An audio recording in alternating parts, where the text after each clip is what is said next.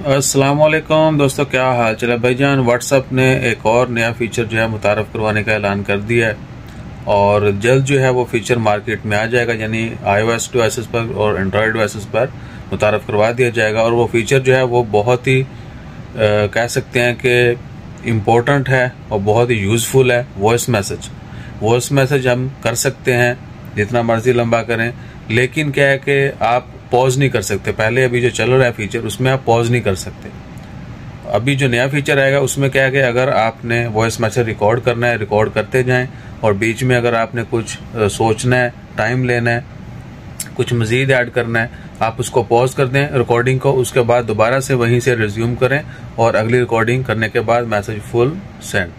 यानी voice recording जो है वो भी प्ले पॉज की जा सकती है। पॉज करके उसको थोड़ा टाइम दें, जो भी सोचना है, समझना है, देखना है, पढ़ना है वो देखें, उसके बाद दोबारा से वहीं से रिज्यूम कर दें। यानी रिकॉर्डिंग जो होती है आप उसको रोक देते हैं और उसके बाद वहीं से दोबारा शुरू कर लेते हैं। तो ये फीचर जो है जल्दी मुतारफ़ करवा दिया जाएगा।